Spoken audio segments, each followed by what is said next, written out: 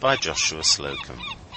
Chapter 14, consisting of a testimonial from a lady, cruising around Tasmania, the skipper delivers his first lecture on the voyage, abundant provisions, an inspection of the Spray for safety at Devonport, again at Sydney, northward bound for the Torres Strait, an amateur shipwreck, friends on the Australian coast, perils of a coral sea.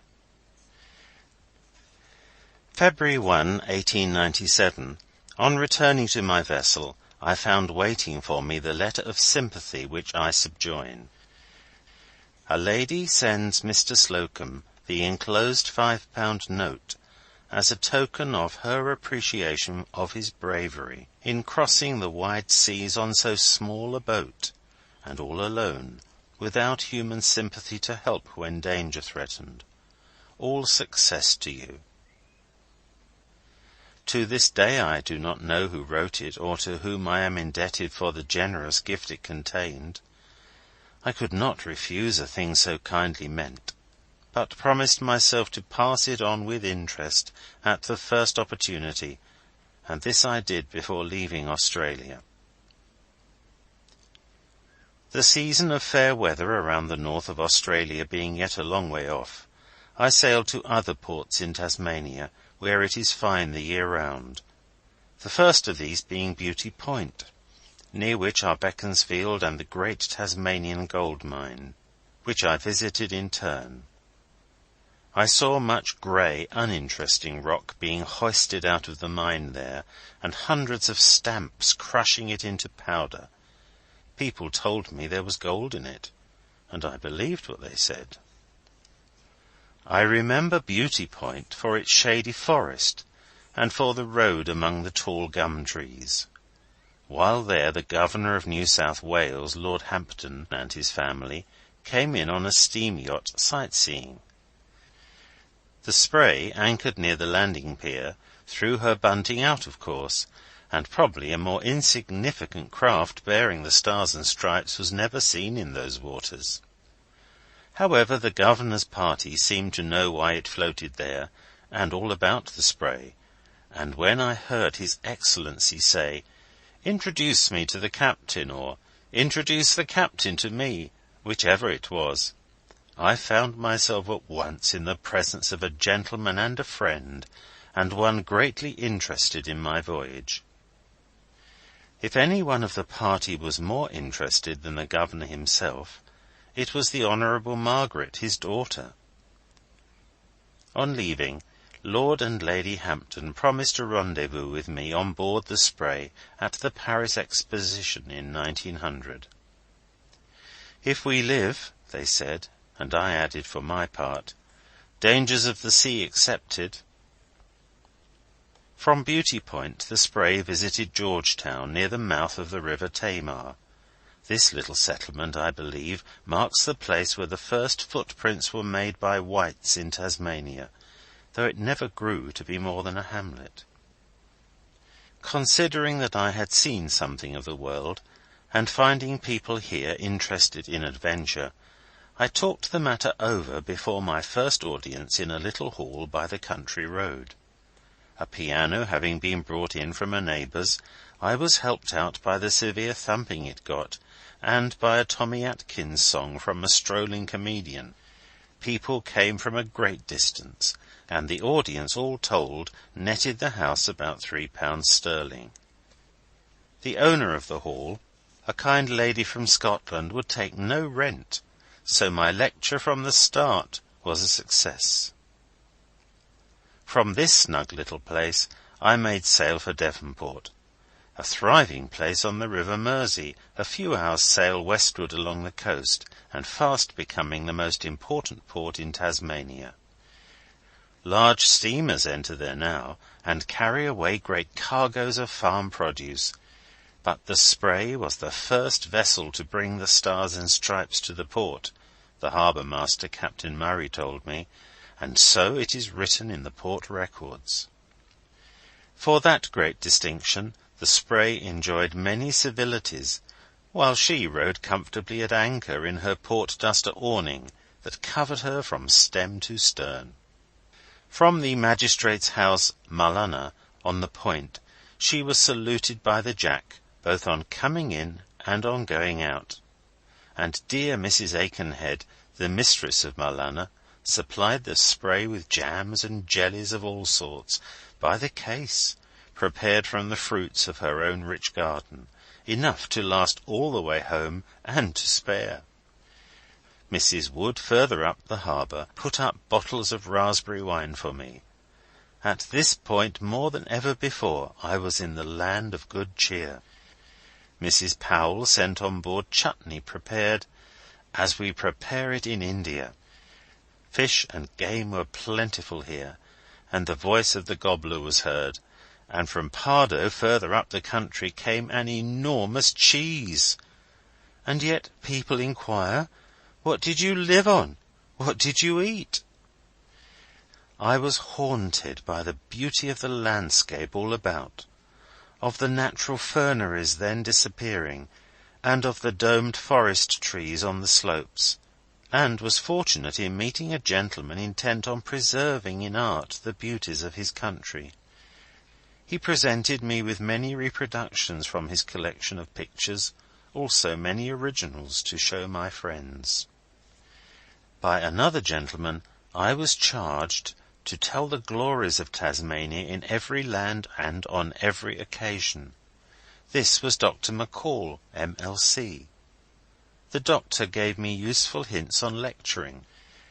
It was not without misgivings, however, that I filled away on this new course, and I am free to say that it is only by the kindness of sympathetic audiences that my oratorical bark was held on even keel.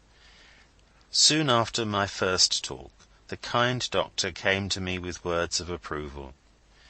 As in many other of my enterprises, I had gone about it at once and without second thought. Man, said he, great nervousness is only a sign of brain, and the more brain a man has, the longer it takes him to get over the affliction. But, he added reflectively, you will get over it. However, in my own behalf, I think it only fair to say that I am not yet entirely cured.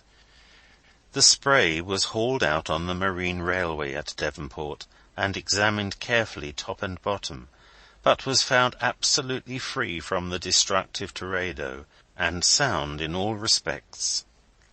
To protect her further against the ravages of these insects, the bottom was coated once more with copper paint, for she would have to sail through the Coral and Arafura seas before refitting again. Everything was done to fit her for all the known dangers. But it was not without regret that I looked forward to the day of sailing from a country of so many pleasing associations. If there was a moment in my voyage when I could have given it up, it was there and then. But no vacancies for a better post being open, I weighed anchor September 16, 1897, and again put to sea. The season of summer was then over. Winter was rolling up from the south, with fair winds for the north. A foretaste of winter wind sent the Spray flying round Cape Howe and as far as Cape Bandoro further along, which she passed on the following day, retracing her course northwards. This was a fine run, and boded good for the long voyage home from the Antipodes. My old Christmas friends on Bandoro seemed to be up and moving when I came the second time by their cape, and we exchanged signals again, while the sloop sailed along as before in a smooth sea and close to the shore. The weather was fine, with clear sky the rest of the passage to Fort Jackson, Sydney, where the Spray arrived April 22, 1897, and anchored in Watson's Bay, near the Heads, in 8 fathoms of water. The harbour, from the Heads to Parramatta up the river, was more than ever alive with boats and yachts of every class. It was indeed a scene of animation hardly equalled in any other part of the world. A few days later the bay was flecked with tempestuous waves, and none but stout ships carried sail. I was in a neighbouring hotel then, nursing a neuralgia which I had picked up alongshore, and had only that moment got a glance of just the stern of a large, unimaginable steamship passing the range of my window as she forged in by the point, when the bell-boy burst into my room, shouting that the Spray had gone bung. I tumbled out quickly, to learn that bung meant that a large steamship had run into her, and that it was the one of which I saw the stern, the other end of her having hit the Spray. It turned out, however, that no damage was done, beyond the loss of an anchor and chain, which, from the shock of the collision, had parted at the hawse. I had nothing at all to complain of, though, in the end, for the captain, after he clubbed his ship, took the Spray in tow up the harbour, clear of all dangers, and sent her back again in charge of an officer and 3 men to her anchorage in the bay, with a polite note saying he would repair any damages done. But what yawing she made of it when she came with a stranger at the helm! Her old friend the pilot of the Pinta would not have been guilty of such lubberly work. But to my great delight they got her into a berth, and the neuralgia left me then, or was forgotten. The captain of the steamer, like a true seaman, kept his word, and his agent, Mr. Collishaw, handed me on the very next day the price of the lost anchor and chain, with something over for anxiety of mind. I remember that he offered me £12 at once, but my lucky number being 13, we made the account £13, which squared all accounts. I sailed again May 9 before a strong south-west wind, which sent the Spray gallantly on as far as Port Stephens, where it fell calm and then came up ahead. But the weather was fine, and so remained for many days, which was a great change from the state of the weather experienced here some months before. Having a full set of Admiralty sheet charts of the coast and Barrier Reef, I felt easy in mind. Captain Fisher, R.N., who had steamed through the Barrier passages in HMS Orlando, advised me from the first to take this route, and I did not regret coming back to it now. The wind, for a few days, after passing Port Stephens, Seal Rocks, and Cape Hawke, was light and dead ahead. But these points are photographed on my memory from the trial of beating round them some months before when bound the other way. But now, with a good stock of books on board, I fell to reading day and night, leaving this pleasant occupation merely to trim sails or tack, or to lie down and rest, while the Spray nibbled up the miles. I tried to compare my state with that of old circumnavigators, who sailed exactly over the route which I took from Cape Verde Islands, or further back, to this point, and beyond. But there was no comparison so far as I had got. Their hardships and romantic escapes, those of them who escaped death and worse sufferings, did not enter into my experience, sailing all alone around the world. For me is left to tell only of pleasant experiences, till finally my adventures are prosy and tame. I had just finished reading some of the most interesting of the old voyages in Woebegon's ships, and was already near Port Macquarie on my own cruise, when I made out, May 13, a modern dandy craft in distress, anchored on the coast. Standing in for her, I found that she was the cutter yacht Akbar, which had sailed from Watson's Bay about 3 days ahead of the Spray, and that she had run at once into trouble. Footnote: Akbar was not her registered name, which need not be told. No wonder she did so. It was a case of babes in the wood or butterflies at sea. Her owner, on his maiden voyage, was all duck trousers. The captain, distinguished for the enormous yachtsman's cap he wore, was a Murrumbidgee whaler before he took command of the Akbar, and the navigating officer, poor fellow, was almost as deaf as a post, and nearly as stiff and immovable as a post in the ground. Footnote: the Murrumbidgee is a small river winding among the mountains of Australia, and would be the last place in which to look for a whale. These 3 jolly tars comprised the crew. None of them knew more about the sea or about a vessel than a newly born babe knows about another world. They were bound for New Guinea, so they said. Perhaps it was as well that 3 tender feet, so tender as those, never reached that destination. The owner, whom I had met before he sailed, wanted to race the poor old Spray to Thursday Island en route. I declined the challenge, naturally, on the ground of the unfairness of 3 young yachtsmen in a clipper against an old sailor all alone in a craft of coarse build. Besides that, I would not on any account race in the Coral Sea. "Spray ahoy!" they all hailed now. "What's the weather going to be? Is it a-going to blow? And don't you think we better go back to refit?" I thought, if you ever get back, don't refit. But I said, "Give me the end of a rope, and I'll tow you into yon port further along. And on your lives," I urged, "do not go back round Cape Hawke, for it's winter to the south of it." They proposed making for Newcastle under jury sails, for their mainsail had been blown to ribbons, even the jigger had been blown away, and her rigging flew at loose ends. The Akbar, in a word, was a wreck. "Up anchor!" I shouted. "Up anchor, and let me tow you into Fort Macquarie, 12 miles north of this." "No," cried the owner. "We'll go back to Newcastle. We missed Newcastle on the way coming. We didn't see the light, and it was not thick either."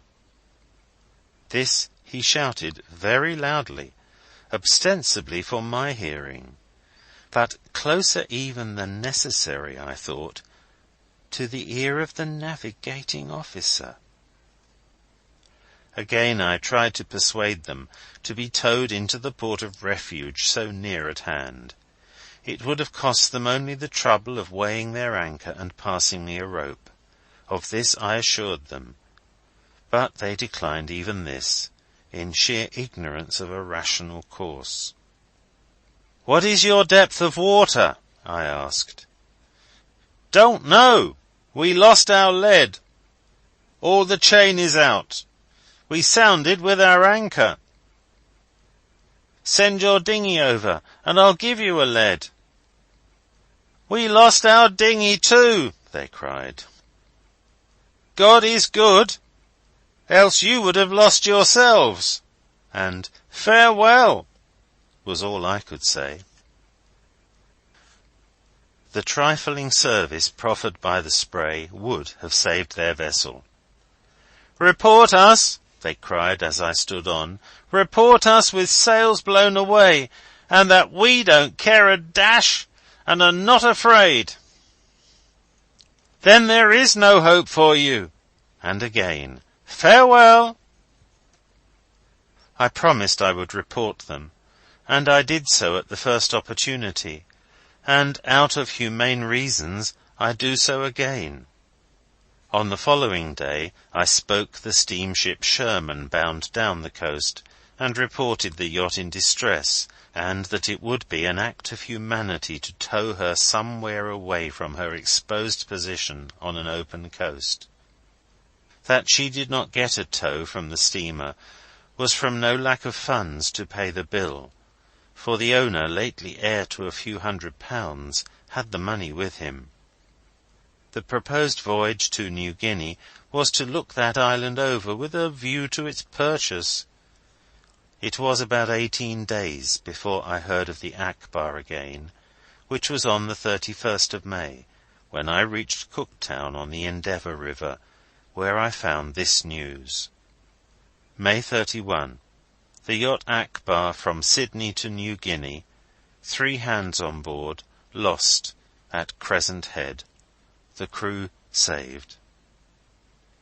So it took them several days to lose the yacht, after all. After speaking the distressed Akbar and the Sherman, the voyage of many days was uneventful save in the pleasant incident on May 16 of a chat by signal with the people on South Solitary Island, a dreary stone heap in the ocean just off the coast of New South Wales, in latitude 30 degrees 12 minutes south. "What vessel is that?" they asked, as the sloop came abreast of their island. For answer I tried them with the stars and stripes at the peak. Down came their signals at once, and up went the British ensign instead, which they dipped heartily. I understood from this that they made out my vessel and knew all about her, for they asked no more questions. They didn't even ask if the voyage would pay, but they threw out this friendly message, "Wishing you a pleasant voyage," which at that very moment I was having. May 19, the Spray, passing the Tweed River, was signalled from Danger Point, where those on shore seemed most anxious about the state of my health, for they asked if all hands were well, to which I could say yes. On the following day the Spray rounded Great Sandy Cape, and, what is a notable event in every voyage, picked up the trade winds, and these winds followed her now for many thousands of miles, never ceasing to blow from a moderate gale to a mild summer breeze, except at rare intervals. From the pitch of the Cape was a noble light seen 27 miles. Passing from this to Lady Elliot Light, which stands on an island as a sentinel at the gateway of the Barrier Reef, the Spray was at once in the fairway leading north. Poets have sung of Beacon Light and of Pharos, but did ever poet behold a great light flash up before his path on a dark night in the midst of a coral sea? If so, he knew the meaning of his song.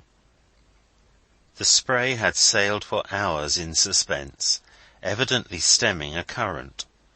Almost mad with doubt, I grasped the helm to throw her head offshore, when, blazing out of the sea, was the light ahead. "Excalibur!" cried all hands, and rejoiced, and sailed on. The Spray was now in a protected sea and smooth water, the first she had dipped her keel into since leaving Gibraltar, and a change it was from having the heaving of the misnamed Pacific Ocean. The Pacific is perhaps, on the whole, no more boisterous than other oceans, though I feel quite safe in saying that it is not more pacific, except in name. It is often wild enough in one part or another. I once knew a writer who, after saying beautiful things about the sea, passed through a Pacific hurricane, and he became a changed man. But where, after all, would be the poetry of the sea if there were no wild waves? At last here was the Spray in the midst of a sea of coral. The sea itself might be called smooth indeed, but coral rocks are always rough, sharp, and dangerous. I trusted now to the mercies of the Maker of all reefs, keeping a good look-out at the same time for perils on every hand. Lo, the Barrier Reef, and the waters of many colours studded all about with enchanted islands. I behold among them, after all, many safe harbours, else my vision is astray. On the 24th of May, the sloop, having made 110 miles a day from Danger Point, now entered Whitsunday Pass, and that night sailed through among the islands. When the sun rose next morning, I looked back, and regretted having gone by while it was dark, for the scenery far astern was varied and charming. End of Chapter 14. Read by Alan Chant in Tunbridge, Kent, England. www.sevenoaksprep.kent.sch.uk